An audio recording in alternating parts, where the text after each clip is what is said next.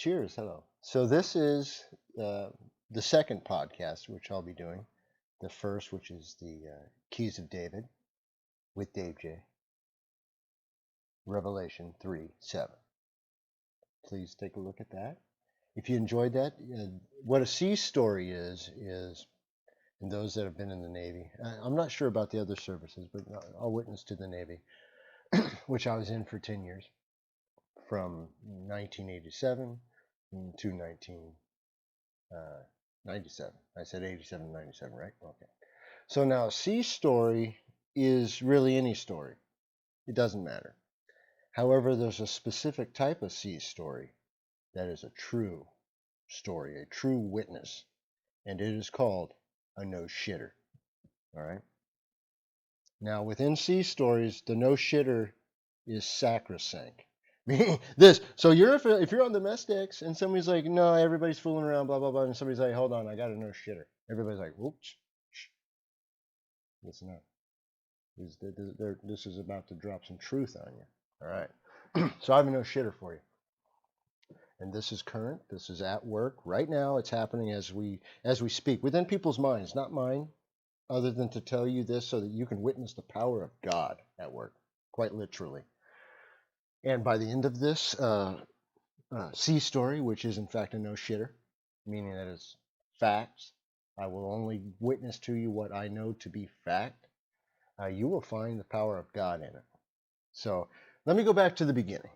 So I work at an old folks home, and I do maintenance, meaning currently right now, just so you know exactly what I'm doing, I'm taking up. Well, I took down a wall partition, which was added, after the fact, and now they want that space back. So I took all the wall down. All that's done. I'm now fixing the tile, which in order to have it put in, they had to take one row of it out. So that's what I'm currently doing. So it's that type of stuff, ACs, stuff like that.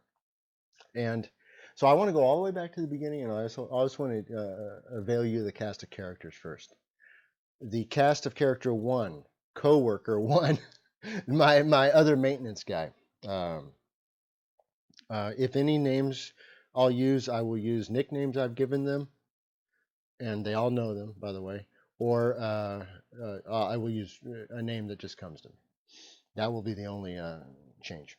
So Cowboy, all right, that's my name. We'll call him Cowboy. Well, this guy, listen to this. This guy is not a demon and not a bad or an evil guy. He just so happens to claim himself to be the devil. To anyone who will ask, okay? So, going back now, a year, last year, I was still new. He showed up a few weeks before. You know how the guy shows up a few weeks before, and it's like all of a sudden you show up and he's like, dude, this building was a mess when I got here. It's like, didn't you just start just a couple weeks ago?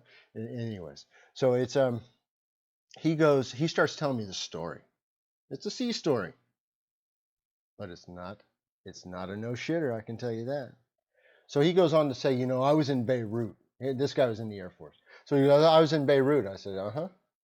And he goes, yeah, I was walking down the street, and you know what? I got one of those things in my hand. I said, yeah, what's that? He's like holding it like a rifle. And I said, yeah, what's that? He says, it's a mortar shooter. I said, a mortar shooter? He said, yeah, it's a mortar shooter. And I was sitting there, and I pumped a mortar over that building, and it hit, and I said, what's wrong, man? Man, it could have been my daughter in that car. And I said, dude, the good news is that's bullshit. That didn't happen. Nobody died, nobody got hurt, quite literally, because you didn't do that. You were in the Air Force doing what? Fixing radios, man. Stop it with your nonsense. So we're gonna go fix that that AC? Yeah, let's go do that. All right, that's just the way that works when you call out the bullshitter right there. So, anyways, now that was a year ago. Coming now forward to boom. Now we're back to the today's story. So then, where was I? So now you know who this guy is.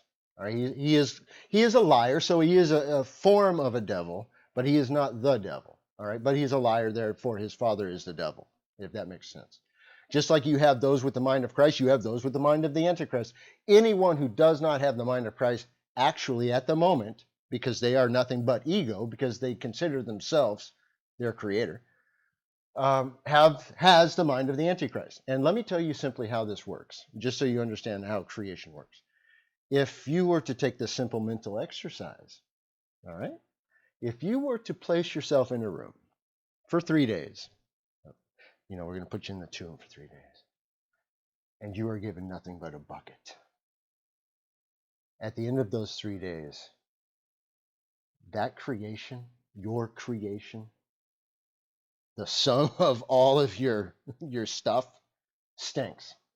Nobody wants it. All right. So you obviously didn't create this place. Therefore, you need to actually return. You need to return home. The idea of the idea of the ever, I'm the rebel without a cause. Do you even hear in that statement the hypocrisy? And I just put out a tweet to somebody. I said hypocrisy, C3. The idea of that ring. When you hear hypocrisy in any statement, walk away. Because, listen, the truth has no part with hypocrisy whatsoever. When you sense hypocrisy, there is no truth. That is the leaven. So you'll say, oh, but most of it's true. No. It doesn't matter that most of it's true. A little leaven the whole loaf, right? So therefore dismiss it. See, it costs nothing to not witness to nonsense. But it could, if it includes death only. All right, the false witnessing against life itself, which is the spirit of truth, which is the spirit of life, which is Jesus Christ. So in the end, you witness against life itself. That is what is called the unforgivable sin, because you then took life where that was not your place. All right. Anyways, so that goes into the false witness of death idea. But moving back to the story. So then we have, I can go into more of that meaning if you wanted to later, but I just don't want to go too far sideways. However, back to the story. So let's go back to last Monday. We have a meeting. We're all called into the meeting, the housekeepers, laundry, and maintenance. And now we were informed we're all in one group now, which is, that's usually the way it is. So then, unfortunately, my director, my new guy, he's a young dude, man. He's like 30 something. He's a young dude, and he rolls in and he's like 2 days after because he came in on that Friday, so 2 days after, Saturday, Sunday, Monday, they're like, dude, by the way, you get this other department as well. All right. So anyway, so he's kind of still shell shocked in there, and so the we'll just call her the CEO because that's what she wants to be called now. She walks in the room, the administrator of the building, and she's clicking around on these little mini heels, And of course, the ladies from laundry say, hey, those are nice shoes. And she's all, oh yeah, I can wear these all day. It's no problem. My other ones, within 2 hours I got to take them off. And of course, back and forth, blah blah blah. So then, anyways, gets to the meat of the meeting. She says, "You guys, listen. Here's a secret. You guys are the most important people in the building. Without laundry and she gives you without the housekeeping and without maintenance, this place would be nothing. We could have the best, we could have the best nursing and blah blah." And they give you this big song and dance. So I listened to that for 5 minutes. So, and she's all done, and she's loving it. She's just loving it. And then she says, "Okay, are there any questions?" And I said, "Yes." And the CEO, name we'll leave out. I said, "I just heard everything you said, and I wanted to ask you." I said, "Could we let that secret out?" And she said, "Secret?" I said, "Yeah, the secret that this group is the most important in the building, and therefore it might reflect on our checks." Whoa, she didn't like that. She got a little red-faced. I'm talking zzz, immediately. And so then she launched immediately into a business 101 discussion. And so I let her go just for a few moments. I said, "Excuse me, please." I said, "No one in this room is unaware of how this business makes money. That is not the question. The rates that we were talking about were, were put in the books when this place was booming, before this little nonsense, this hoax." And anyway, so that of course, when you bring that type of stuff up, when you bring the truth up and you present it in front of them, they get stopped. And she just was about to pop. So I laid back. I stopped pushing. And anyway, she finished out. She's one of those that needs to be the last one to talk. And what exactly did we listen to at the very end? Oh, she told us that, "Don't you worry, when this place fills up, you guys will you guys will get that money," and blah blah blah. And I will have to say that I said I was going to shut up, but I did say at that moment, I did say, "Miss CEO, you can't actually say that, because that's you don't have that authority." And then of course, that was it. So meeting over, meeting adjourned. That's it, done. So that was on the Monday. So the Tuesday rolls around, and there's a couple of residents walking up towards the front office, and the lady it's a husband and wife, and of course they're old, and she's madder than a hatter about her van. She wants to find her van. Well, of course they don't have a van, and they're usually with it. So then I say, "Okay, well, let's go ahead and figure that out. We'll take a look." And they're saying, "Okay, thank you." I say, "Why don't we go look outside real quick first? Because we have a little courtyard you can take a look at." She says, "Yeah, yeah, I wanted to get outside." So, anyways, I kind of get up ahead of them and open the door. And then I say, it's in the afternoon, it's 3 o'clock, and the sun's in Florida's, going to bake your head off. So I said to you, "Why don't we just not go outside right now, but you guys can sit over here?" And she goes, "Yeah, yeah, it looks a little hot." So I said, "Why don't you guys go sit over here, and I'll go find out about your van." So then they sit down. They're cool. They're relaxed. She's calm. And I go into we'll just call her the head of the nursing people. All right. And I say, "Miss Umpity Squat," I said, "I have the Umpity Squats out here, and they're asking for things which are not real, which is a different than they usually are. And I noticed that they weren't wearing the protection around their ankle, that would set keep the door from opening." And she says, "And you thought it would be a good idea to bring them up here?" And I said, "And just so you know, I should have added this. She's very snippy." And I said, "This is exactly how I said it. It's very important." I said, "This is the last time that you disrespect me." And I walked out. End of story. Done. All right, done. Stop. So then I get called on or no, I get a text.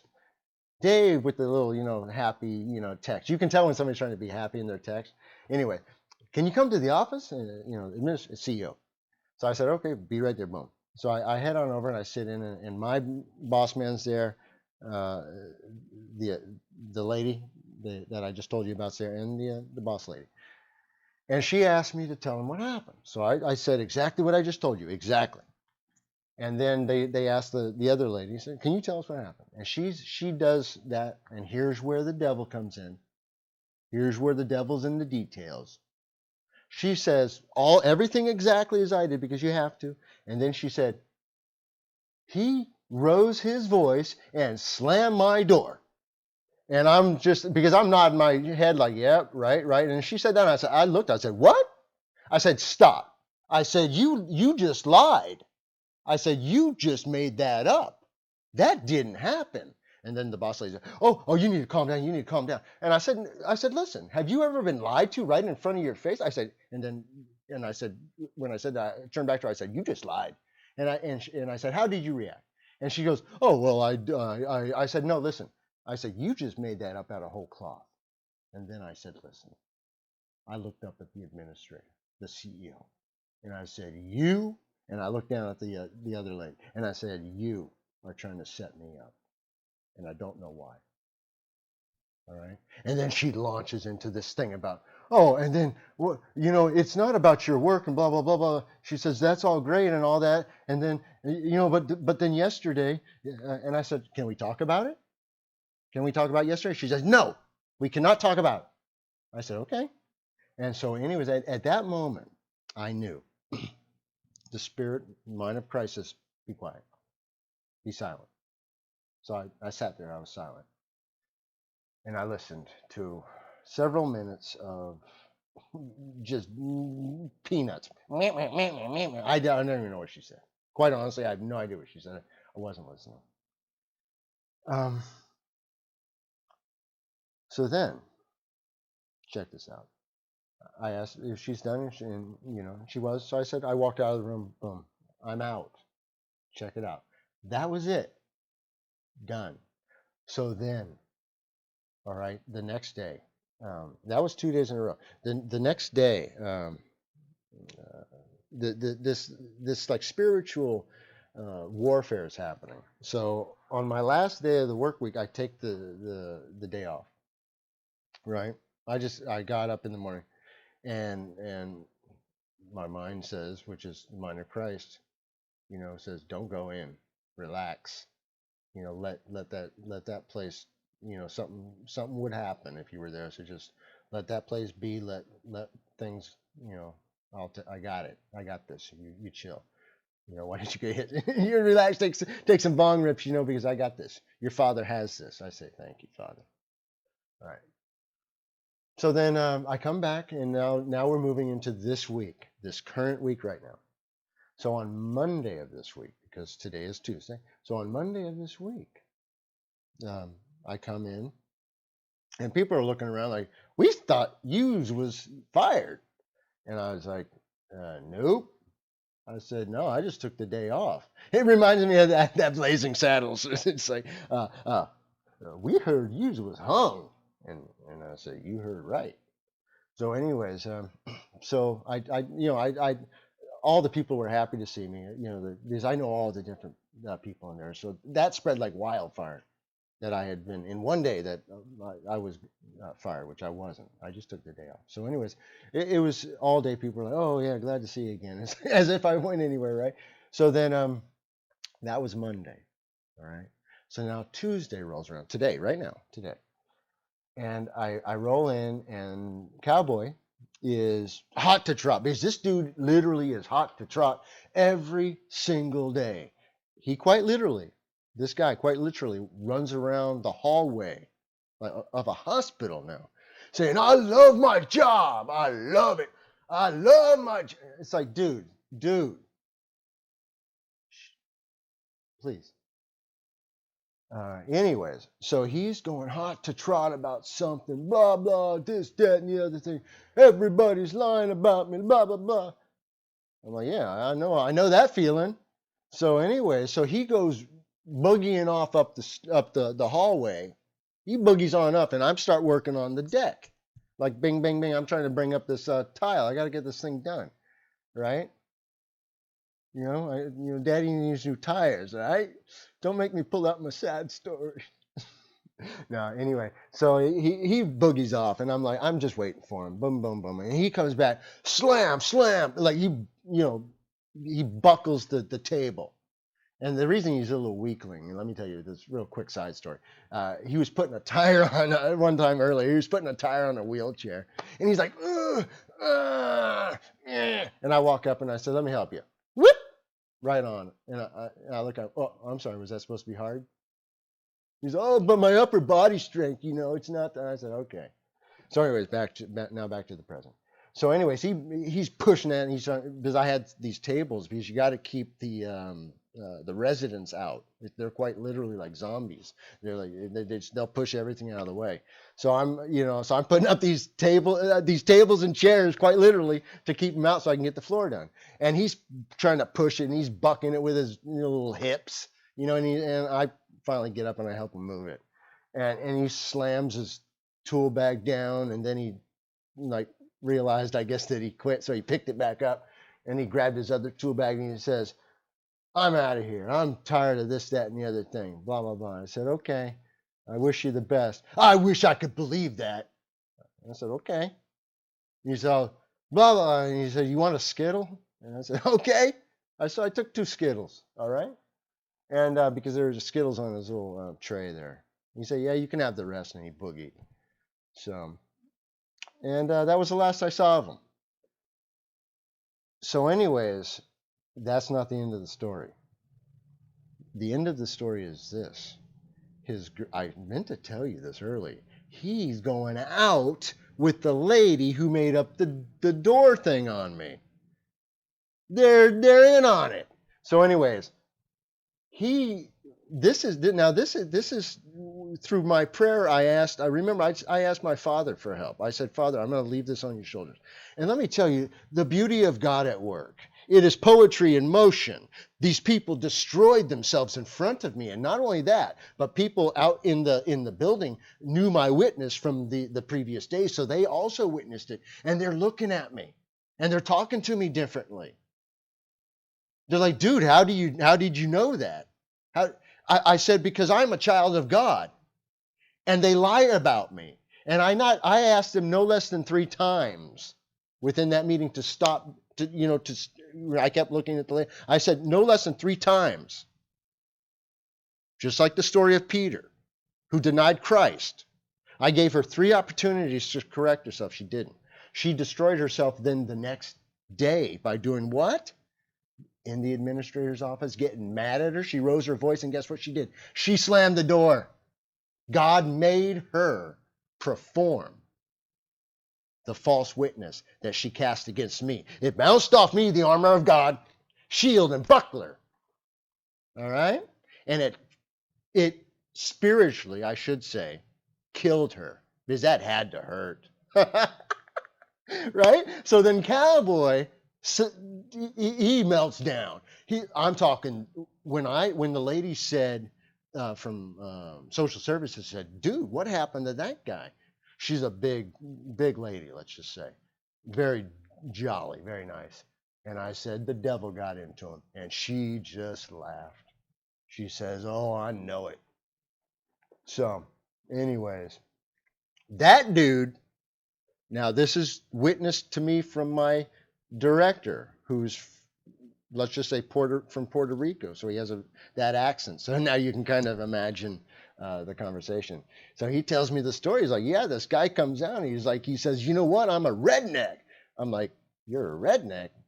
Okay, what does that mean? And he's like, I'm a redneck. And F this and F you and F this place and F that. And he's like, man, I don't need to hear this. And he boogied. So then this guy turns around and he goes over to the manager, all right, and he's giving her a ration of the stuff, and he like drops the keys on her, all right. That's it. He's gone. That's the last I've heard of him. All right, into hit. Cowboys out of the picture. So now let's continue the movie slightly more, and then I'll let you go. All right, because then we're almost coming up to where we're at now, to where I got off work and now I'm here talking to you. So anyway, so we go back a little bit in time. Boom, boom, boom. Like I say, people were coming up to me all day, especially this one who's kind of, I tell things to. She's like, my confidant at work, and she's just in. She can't. It's like I'm telling the story to somebody, and she's next to me, like telling the next line because she's already heard it, right? But she's so excited about it because she says, "I witnessed God's power." These people quite literally self-destructed, and everyone saw it. And it was, let's just say, I was. It was a moment last week when I told you earlier in my witness that I heard, just be quiet, be silent, because sometimes you're corrected. Just so you know, you're corrected sometimes, and so when you're first coming out of the world, and you're first given that free gift, the mind of Christ, which is you are being given everything. There is no half measures. All right? You're giving everything. So anything you seek, you shall find. All right? So listen to this. Oh, hold on just a second. Let me grab a drink.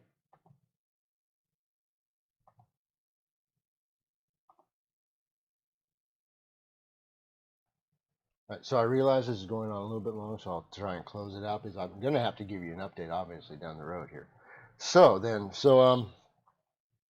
every, like I say, I had my basically my second witness with me a couple times during the day, and anyway, it went well. Today went wonderful. As soon as that dude scooted, uh, like a darkness, and it's also this is a spiritual darkness lifted off of me. My productivity went through the roof. The day flew by. People were happy. The building was happy. Oh, yeah, he was such an oppressive spirit, an oppressive force in the room. And let me tell you about that. And that's the idea of spiritual murder. That is when you see a room and people are chilling, relaxing. Don't be that one. Don't be that one light. Don't be that one idea that walks in and say, "Hey, did you hear?" And it's some dark subject, something about some just nastiness, because then people who hear that have to reflect that, and then their reaction is expected, let's say, and then that is immediate conflict, because then you have those that then get upset that the reaction wasn't proper or deemed proper, and then this, that, and the other thing. And guess what? It's always about hoax nonsense, and so that's it's always a waste of time. So the spiritual murderer is always it's a demon in disguise, speaking through a body of a friend or someone that then robs you of your joy for that moment, and then brings you into a state of mourning, a negative state, and that time is then stolen from you because you could otherwise use it and be with Christ, right? Spreading joy, being chill, relaxing, right? Telling people about the truth of the matter. Not that they have to grasp it at that moment. However, the seed was laid, and nurturing and tending to. I don't want to say crop. But you understand what I meant, right? Uh, it takes time, and then once the blooms show themselves, uh, you can see your yield, and everyone loves a big yield. All right. So to end the other story, basically, where is everybody in this story at the moment? Cowboys Scooty, he's off the range. The lady who bore false witness against me quite literally had that same false witness reflected back onto her, and her personage, her personage, her puppeteer. She was forced by God, by the creator of this place, by my father, to puppet those same actions, yelling and slamming a door. So because she lied those into existence, she had to then finish that. She lied them into existence. She had to exercise that to make the full loop. Otherwise, it would have been an open circuit. All right. Because every dot and tittle. All right. That's the idea of every dot and tittle. Everything will be completed. Where there's smoke, there's fire. All right. That idea. And where there is conflict that can normally not be resolved through, just the idea that there's some wrongs that just cannot be righted other than through what is called forgiveness. And that's where that comes in. So that is that entire idea. Forgiveness forgives all without limit. And that's the limitless love of God. And that is the limitless expanse of your Christ mind. Put no boundaries on it. Otherwise, then you have